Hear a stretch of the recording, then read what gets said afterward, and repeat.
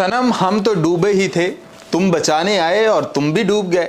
मतलब पाकिस्तान तो पहले ही आउट हुआ पड़ा है, श्रीलंका बचाने आया कि आज न्यूजीलैंड से जीतना है। उन्होंने हिम्मत भी दिखाई, उन्होंने जुर्रत भी दिखाई, लेकिन उनके हाथों ने उनका साथ ना दिया। उनके हाथ ऐसे थे कि भी कैच भी छोड़ते रहे, चौके भी छोड़ते रहे, सिंगल्स भी देते रहे, सब कुछ करते रहे।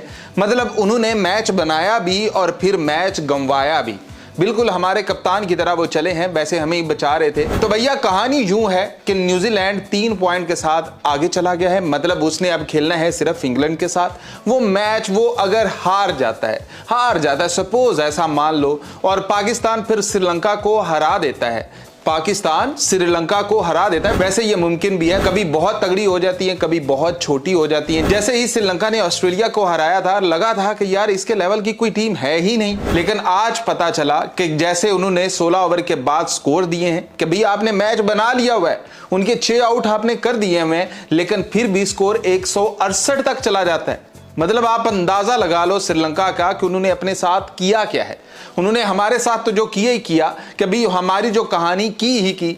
अब चेक कर लो कि कहानी एक और भी हुई है, और वो ये कि पहला सेमीफाइनल कहां होगा? इंडिया में। दूसरा सेमीफाइनल कहां होगा? भाई वो भी इंडिया में, क्योंकि पाकिस्तान और श्रीलंका अगर सेमीफाइनल की रेस में रहते तो एक सेमीफाइनल होना था इधर, और उसके बाद अगर पाकिस्तान वहां से सेमीफाइनल से जीतता हुआ फाइनल चला जाता, मतलब अनहोनी होती, तो फिर ऐसा होना था कि श्रीलंका के अंदर फाइनल होना था।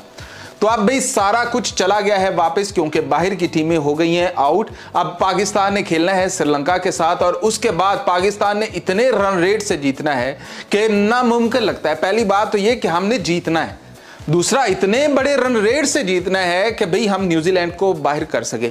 वैसे न्यूजीलैंड डिजर्व करती है सेमीफाइनल में जाना, इंग्लैंड डिजर्व कर रहा है सेमीफाइनल में जाना। हाँ, वैसे इंग्लैंड का इतना बनता नहीं है, श्रीलंका का बनता था, लेकिन श्रीलंका ने जैसा आज खेला है उनका भी बनता नहीं। लेकिन क्या न्यूजीलैंड की बॉलिंग है, क्या न्यूजीलैंड की बैटिंग है, और क्या बैटिंग की डेप्थ है कि 6 आउट हो गए हैं। आपके चेक कर लो ना कि जहां पर आपके नवाज साहब आते हैं, जहां पर आपके शादाब खान साहब आते हैं, वहां पर उनके 2 बंदे आते हैं और वो क्या स्कोर लेकर चले जाते हैं। मतलब तबाही, 168 स्कोर। कल आपके साहिबजादा फरहान ने इतनी बड़ी इनिंग खेली और उसके बाद भी आप 168 तक नहीं पहुंचे, और वो 168 बना गए। आप 164 तक ही पहुंच पाए थे।